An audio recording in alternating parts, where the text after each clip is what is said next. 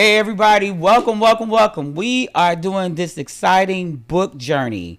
This is just a few that are on it, but there's quite a few staffers and students that are on this journey. And we're on the journey of The Invisible Ache by Courtney Vance and Dr. Robin Smith.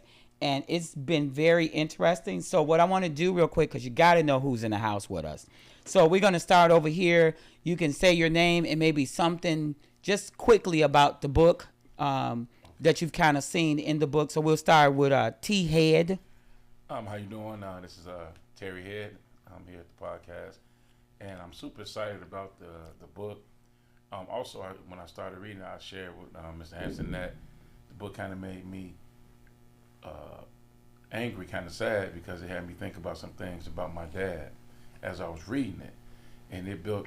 I guess I had some stuff that I forgot about or didn't pay attention to in a lot of years, but it brought back some stuff that had me thinking deeply about that. Thank you, sir.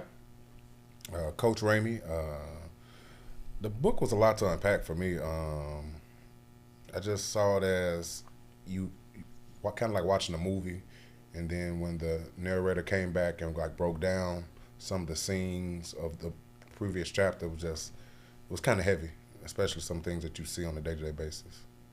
Nice. My name is Tayshawn Parks. I'm a senior at Michelle Clark, and I haven't really like caught up to the book like them, but hopefully I do catch up to them. But you had some discussion with us. Yeah, so. I just had a brief discussion with them about the book, and what I think the book about is like basically, being like, like yourself, like discipline as like a human being or like somebody that's trying to, do something in the world. Thank you, sir. My name is Demarion. I'm a senior at Michelle Clark. And the book is like... And the salutatorian. And the salutatorian. And the book, actually, like, I underestimated the book a lot. Mm-hmm. Like, at first I was telling myself I'm not going to read it. Then I actually started reading, and I was like, I had some, like, relations to the book. Like, a lot of stuff that was going on, like, with not having a father in the house.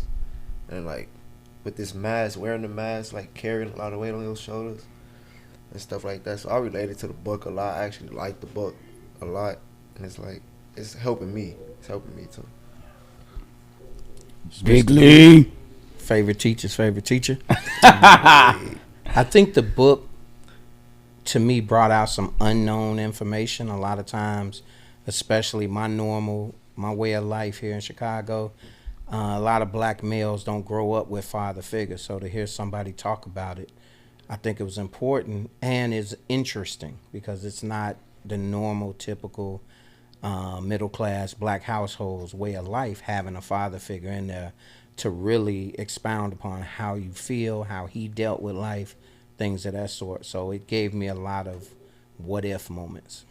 Yeah, I think you touched on the mask piece, which I thought was important because one of the things in our first conversation, we had this whole conversation about wearing masks to fit in or wearing masks to be a part, to go where we need to go or for survival, I think was one of the words even used. And I thought it was important that as we talked about the mask, like just anybody thoughts on what's the cost of the mask, because we'll put it on for things, but what really is the cost of us having to wear a mask to fit in or survival? I want to answer that when you say the cost. And man, Ms. Anderson, I'm happy you got me reading this damn book, but it's really pissing me off because you be like, man, and I'm happy that we got a chance to get our scenes before they hit this world. And I would tell Tay Parks all the time, man, when you graduate, you're a grown man.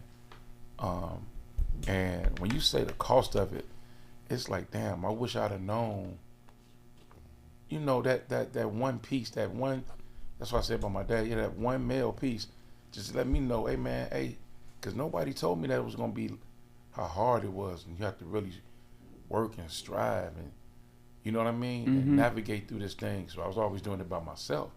So the cost was an amount. It was a lot of money. If I had to put money on it, it's $1 million, $2 million. However, once you get to where you want to be, and I realized that once I got to where I'm like, I'm happy as hell. And you just wish you had that one hand Yeah. to pull you along, and that's the cost right there. I'm Yeah. talking about. I think also when you think about that too is that you then feel like, or maybe I'm saying it so I don't want to put words in your mouth, but do you guys feel like I gotta do this for somebody else? I know if I took the road to get somewhere and it took me 4 hours, and after I got there I'm like, man, I could have did this in 20 minutes. Do I go back and tell somebody here's how you do it in 20 minutes versus, or do I let them struggle through it too? I think I don't want that kind of. conversation. I just want to say this, and I'm gonna be quiet. You're not, but go No, ahead. I want to say that, man. It's like I was doing it. At first, I was doing it for my mother because she was like always about education and doing the right thing and being right and being a man. But then once I started seeing the results when you get your first apartment and you got your family and you grind it, now it's rewarding because you can look back and you're like, damn, I did that. And look at my kids, they okay. And look at my players. But do you still feel like you got still a lot more to do? Yes, Okay. yes. That's the thing. Like it's like it never stops. Yeah. You know, but then I also ask God, hey God, what's next for me? And I Okay. always gotta put God next. Like, hey, what you got for me? What's next? You wanted to add something to that, Mr. Raymond? The cost of it, I think the cost it's gonna be different depending on who the person is. But I feel like it could be like a barrier coming off your life. Because sometimes you be stressed out. The other thing that could happen is, in this case, Courtney B. Vance's dad commits suicide. Yeah. So holding stuff in, you can either implode or explode, right? And he talks about how his dad joked about some things, but those jokes were his way of making light of a situation to cover his pain, you know. And so, you know, I'll throw it to you guys, young guys, that, you know, how many times have you done some things to cover the pain? You know, and you don't have to say what it was, but do you think you guys do that even now? Yeah, I'd say like, I really feel like I do it every day. Like, even like coming to school, I feel like it'd be a lot of stuff on my mind. So if I just get to sitting down doing nothing, I get to thinking. So I'll do work, just distract myself, or listen to music, or go try to shoot some basketball or something. Just so like I wouldn't be just sitting down like alone in mindset, and just get to going deep in my thoughts and think about stuff that's like. Because what do you think would happen if you sat still long enough and got into your own thoughts? I feel like I get to chatting away to myself, or get to typing, or get emotional, because I come to realization of a lot of stuff that like I don't ever get enough time to think about, because I feel like I ain't ready.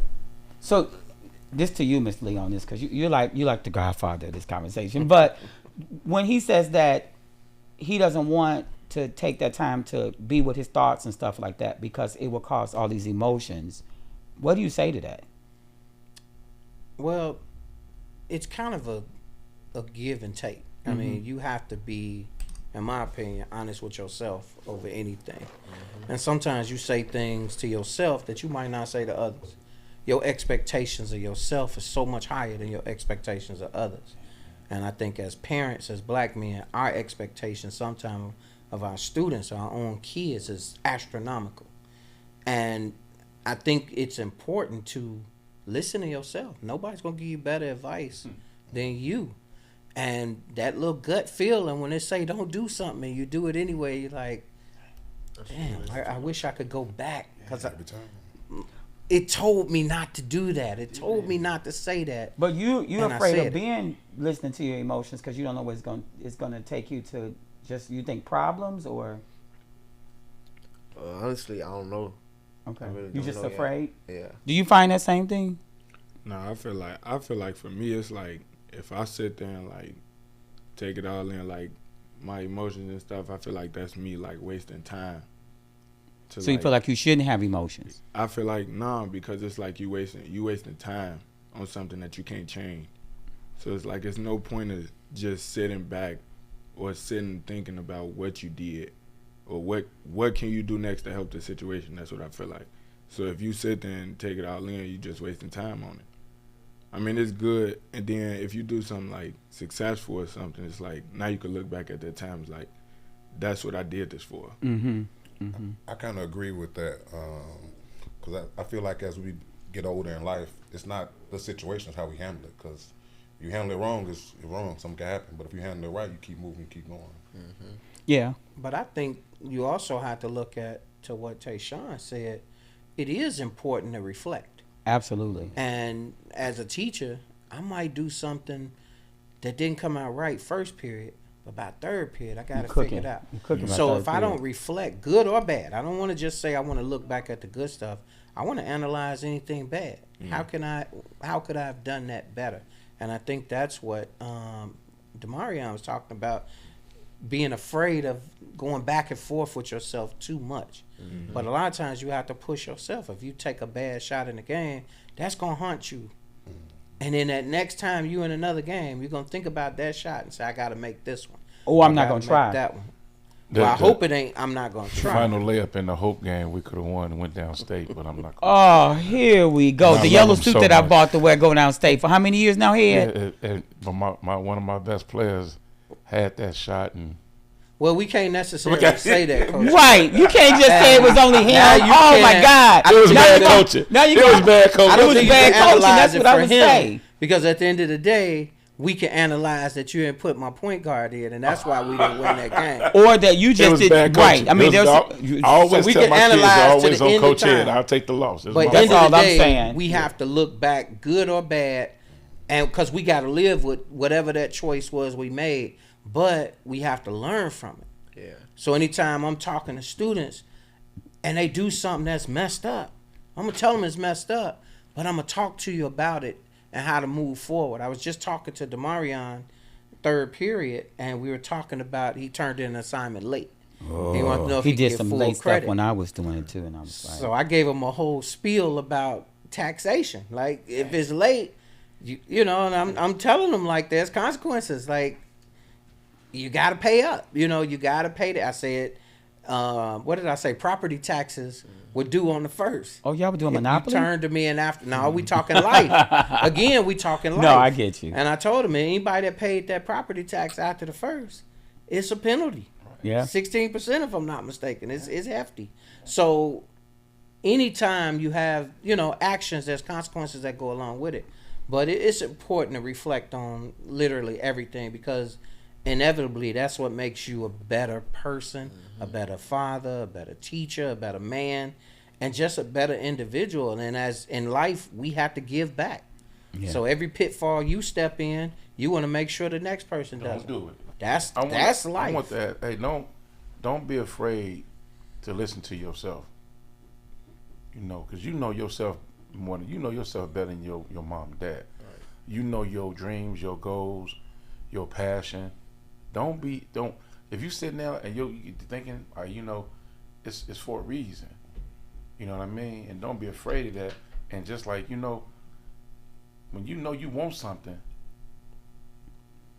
and don't let nobody tell you what you can't do.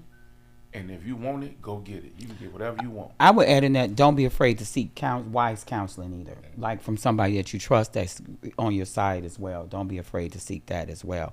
So this was just a snippet of the invisible ache that we've been going through.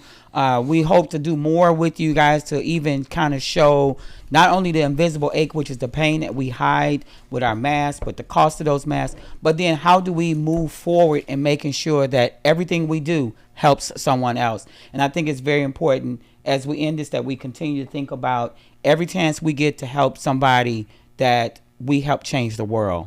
So thank you guys so much for joining me. Appreciate you guys. Once Thank again, you the all. invisible ache.